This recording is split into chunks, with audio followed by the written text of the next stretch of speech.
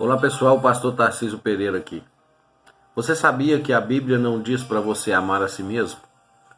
A Bíblia diz para você amar o próximo. Mas na verdade a gente percebe uma inversão grande no que diz respeito a isso, porque a Bíblia também diz para nós olharmos para dentro de nós mesmos, fazendo autoexame e procurando entender os nossos defeitos, os nossos erros, os nossos pecados e consertar a nós mesmos. Fazer com que nós mesmos sejamos, nos policiamos, né? Examine o homem a si mesmo. Mas nós fazemos exatamente o contrário. Nós examinamos o próximo e amamos a nós mesmos. A Bíblia não diz para você amar a si mesmo. O mundo diz para você amar a si mesmo. A Bíblia diz para você amar o próximo. Mas na verdade, nós fazemos o contrário.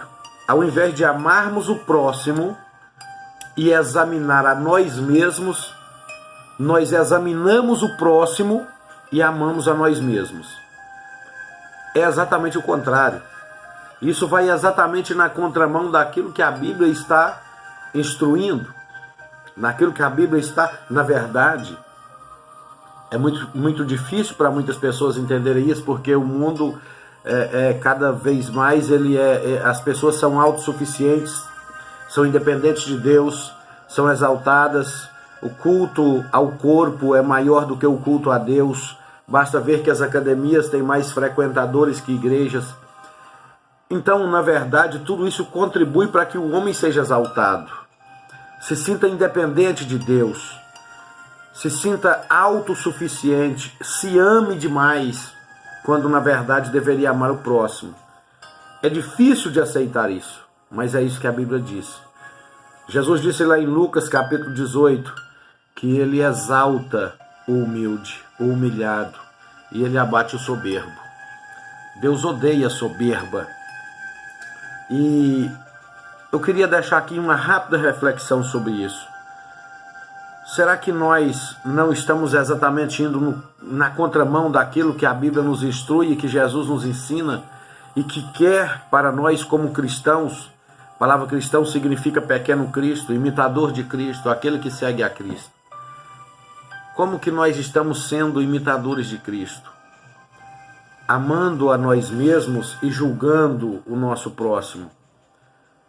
Quando a Bíblia diz para amarmos o nosso próximo e examinar a nós mesmos. Isso vai exatamente contra tudo aquilo que Deus determinou. Eu quero deixar essa palavra para você. Não se auto-justifique. Não sinta-se autossuficiente. A Bíblia diz lá em Jeremias capítulo 17, maldito o homem que confia no homem. Não é o homem que confia em outro homem. É o homem que confia em si mesmo e faz do seu próprio braço a sua força e aparta o coração do Senhor como se ele dissesse quem é o Senhor. Ele se sente autossuficiente. E esse homem é maldito. Se você ler o texto de Jeremias capítulo 17, verso 5 em diante, você vai ver que o texto continua dizendo assim, mas é bendito o homem que confia no Senhor e deposita sua esperança no Senhor. Ele é como a árvore plantada junto a ribeiros de água, que estende as suas raízes para o ribeiro. No ano da sequidão ele não se perturba, a sua folha está sempre verde e ele nunca deixa de dar fruto. Por quê? Porque ele não confia no próprio braço, porque ele não confia na própria ciência, ele não confia no próprio entendimento, ele confia no Senhor que o criou, o Senhor que fez os céus e a terra. Não quer dizer que você não possa confiar em outra pessoa, quer dizer que você não deve depositar a sua confiança em si mesmo. Paulo disse assim que se a nossa esperança ela estivesse aqui, ela fosse física, ela fosse pessoas, ela fosse terrena, nós seríamos os mais miseráveis de todos os homens.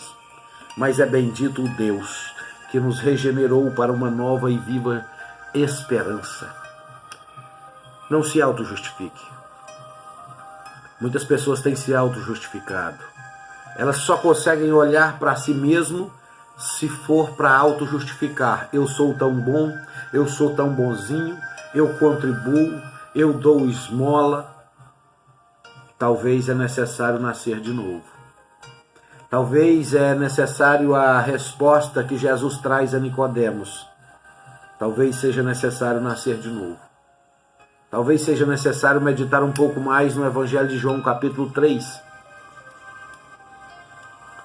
Porque as pessoas estão autossuficientes, se auto-justificando, se auto-amando. E ao contrário disso, elas examinam o próximo, esperam do próximo aquilo que deveriam elas fazerem. Isso é evangelho. Aquilo que quereis que os homens façam, façais vós primeiro. Você encontra isso, Jesus falando em Mateus capítulo 7. Aquilo que você quer que os homens façam, faça você primeiro. Não espere que as outras pessoas sejam boas, seja você a pessoa boa que você espera em alguém. Não espere que as pessoas sejam fiéis, seja você o fiel que Jesus espera. Não espere você a igreja que você define como a melhor igreja. Não espere você. Não espere você essa igreja dos outros. Seja você essa igreja. Não espere que as pessoas o tratem de uma forma cordial. Seja você o primeiro a tratar assim as pessoas. Nada façais, Filipenses capítulo 2. Nada façais por vanglória ou por contenda, mas por humildade, considerando todos os outros superiores a si mesmo. Deus não trabalha com os maiores, os grandões. Deus não trabalha com aqueles que se auto-justificam.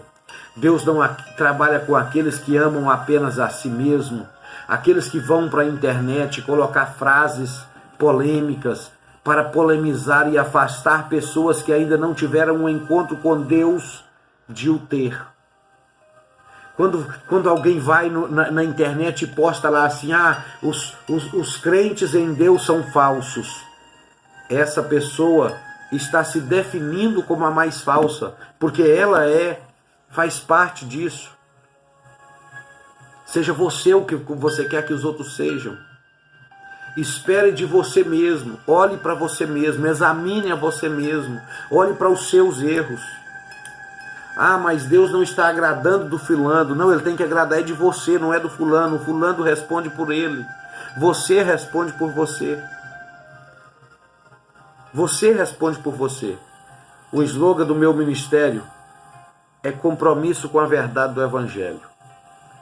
A pregação de quem tem compromisso com a verdade do Evangelho não é a pregação das portas abertas. Embora Deus é o Deus que abre portas, embora Deus é o Deus que sonda os corações, as mentes, as dificuldades de cada um, os sofrimentos de cada um. E Ele é o Deus que nos auxilia, é o Deus que cura feridas, é o Deus que cura, é o Deus que prospera. Mas o Evangelho que nós pregamos é o Evangelho da reconciliação, de um Deus bom, misericordioso, justo, com um homem mau, ruim, pecador e sem misericórdia. O Evangelho que nós pregamos é o Evangelho da redenção, é o Evangelho da cruz, porque é na cruz que Jesus nos redimiu. Foi lá que Ele nos reconciliou com Deus. O Evangelho que pregamos é o Evangelho da transformação. Não existe Evangelho sem transformação. Porque Deus formou, mas o diabo deformou e agora precisa de transformação. Deus forma, o diabo deforma e Deus vem e dá nova forma. O Evangelho transforma o homem. Se não tem transformação, não é Evangelho.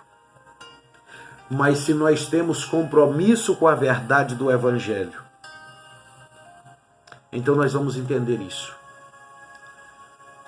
Então nós vamos entender que nós devemos fazer um autoexame, olhar para dentro de nós mesmos, cada um de nós como cristãos, e parar de olhar para o próximo. O próximo você ama, mas você se julga. Você não se ama, você ama o próximo. Pastor, mas o mundo ensina que eu tenho que me amar, mas Jesus ensina que você tem que amar o próximo. É assim que Jesus ensina. Espero que você possa entender o que Deus colocou no meu coração para estar gravando aqui esse vídeo. Eu vou colocar ele no meu canal no YouTube. Olha, e no Face também. Toda semana eu tenho gravado aqui um vídeo. Comecei há pouco tempo, não tenho nenhuma intenção de fazer nenhuma fama, nada disso, absolutamente, nada disso. Eu tenho apenas o desejo de transmitir algo que o Senhor tem colocado no meu coração. O Senhor tem cobrado de mim, como pastor de ovelha. O Senhor tem cobrado de mim, e eu preciso de expor isso, de ser canal para fazer com que as pessoas entendam isso. Você precisa entender o propósito de Deus na sua vida. Pare de observar o outro. Olhe para dentro de si.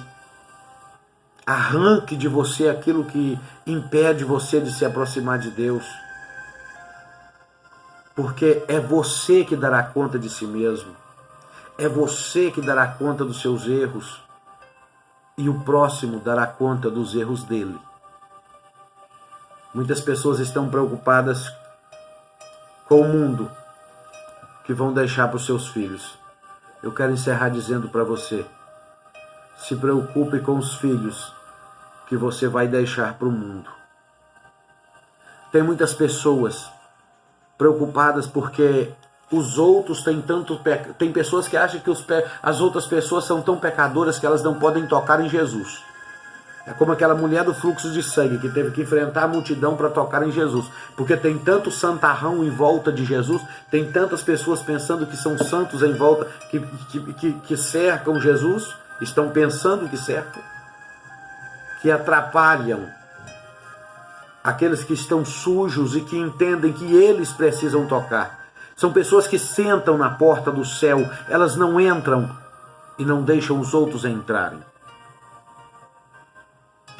Eu quero te dizer uma coisa: se uma pessoa suja tocar em Jesus, Jesus não fica sujo, é a pessoa que fica limpo. Foi para isso que ele veio. Entenda isso. O evangelho está pregado totalmente voltado para agraciar, para agradar, para massagear o ego do coração do homem.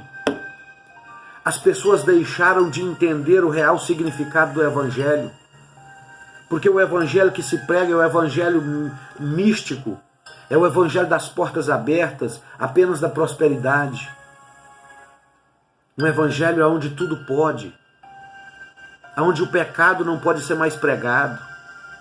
A palavra evangelho significa boa notícia, mas essa boa notícia, ela precisa ser verdadeira, ela não pode ser camuflada.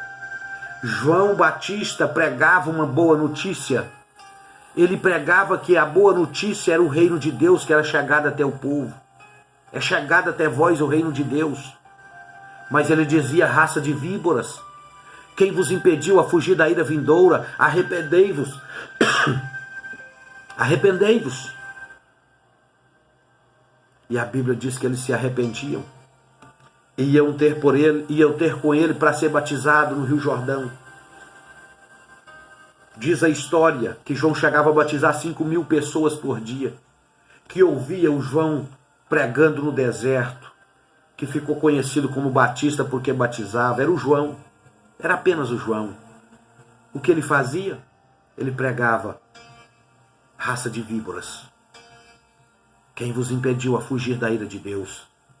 E as pessoas iam ter com ele, confessavam os seus pecados, não os pecados do outro, eles confessavam os seus, e eram batizados por João. Fique com essa palavra. Olhe para você e ame o próximo.